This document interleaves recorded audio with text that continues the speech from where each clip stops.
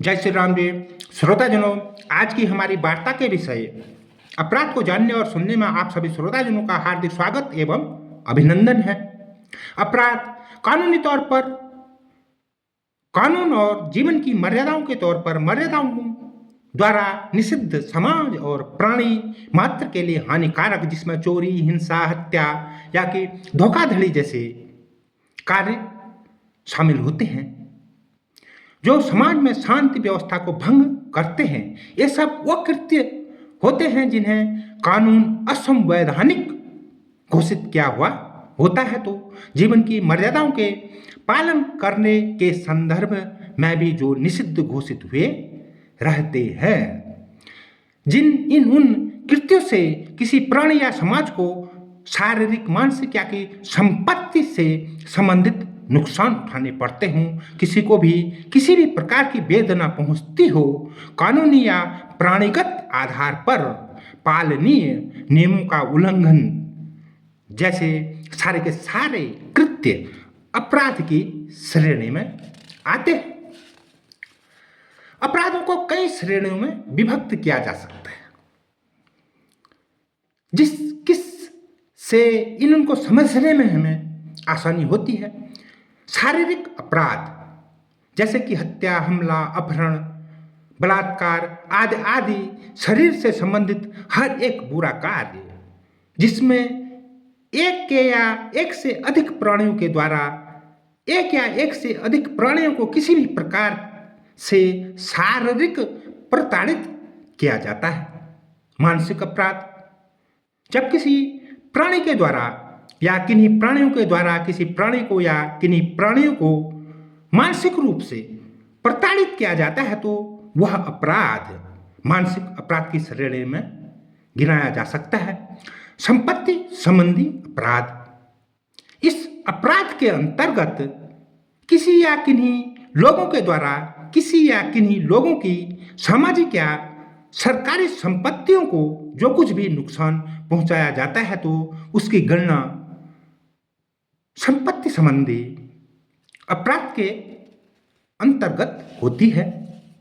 श्वेत कॉलर अपराध, यह अपराध आमतौर पर व्यवसायियों या सरकारी अधिकारियों द्वारा आर्थिक लाभ प्राप्त करने के लिए किए जाते हैं, इनमें धोखाधड़ी, गबन, कर चोरी या मनी लॉन्ड्रिंग जैसे कृत्य गिनाए जाते हैं। संगठित अपराध, यह अपराध आपराधिक समूहों द्वारा सुनियोजित तरीके से किया जाता है।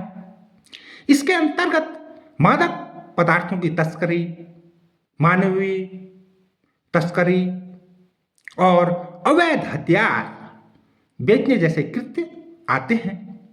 साइबर अपराध कंप्यूटर नेटवर्क या डिजिटल उपकरणों का उपयोग करके किए जाने वाले अपराध जैसे कि हैकिंग, ऑनलाइन धोखाधड़ी, साइबर बुलिंग और पहचान की चोरी इस अपराध के अंतर्गत नामित होते हैं। पीड़ित रहित अपराध, यह वह अपराध है जिसमें खुद अपराधी अपने ही किए अपराध से पीड़ित होता है, दूसरा नहीं। इस श्रेणी के अपराध के तहत नशीली दवाओं का सेवन, जुआ, वेश्यावृत्ति जैसे कृत्य अपना स्थान बनाए रखते हैं। और घृणा अपराध, उस अपराध के तहत किसी प्राणी के धर्म, लिंग या यौन रुझान के प्रति नफरत के कारण किए गए कार्य गिनाए जाते हैं। तो श्रोताजनों, अपराधों की जितनी कितनी गणना संभव है हमारी वार्ता में, तो वो इस प्रकार है। अधिकतर अपराध सोची समझी रणनीति के तहत होते हैं, तो कभी कभी अपराध अनजाने में भी हो बैठते हैं। लेकिन श्रोताजनों, हर एक अपराधी की अपराध की प्रवृत्ति देखकर ही उसके लिए उसके दंड निर्धारित होते हैं। वह चाहे कानूनी रूप में हो या कि परमात्मिक स्वरूप में। मित्रों, हर कोई अपराध अपराध होता है, चाहे वह छोटा हो या बड़ा। छोटे बड़े के अनुरूप फल होते हैं, लेकिन अपराधी होना अपराध की प्रवृत्ति को धारण करते ही सुनिश्चित हो जाता है। तो श्रोताजनों, अपराध करने वाले के संदर्भ में अगर बात आती है, हर कोई अपराधी छोटा हो कि या बड़ा, उसके अपराधों के फल उसे सुनिश्चित रूप से प्राप्त होने होते हैं, भले ही वह कानूनी संदर्भ में क्षमतावान होकर उसे टालता क्यों न जाए।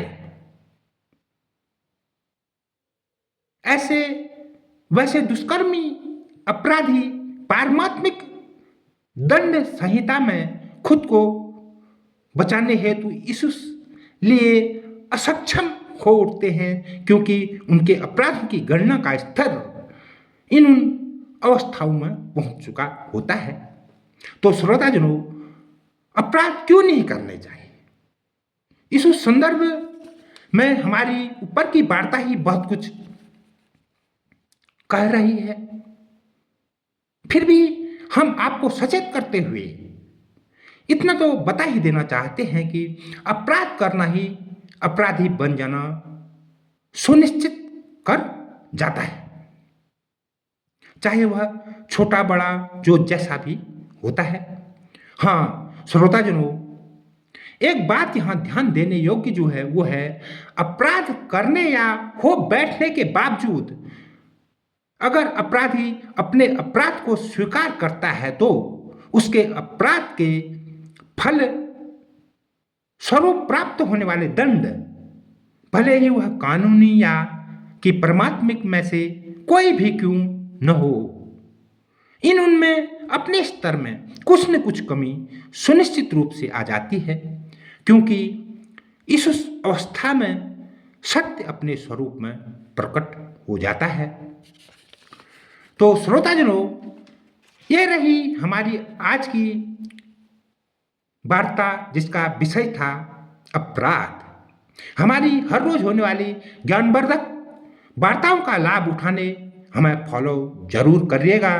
हाँ, हमारी प्रत्येक एक रील पर बहुत अधिक खोजबीन यह देखकर कि सामग्री अति उपयुक्त और छूट भारी भरकम हो करके हमारी रीलों में लगाया जाता है, जिसका लिंक कमेंट बॉक्स या प्रोडक्ट लिखे स्थान पर उपलब्ध रहता है।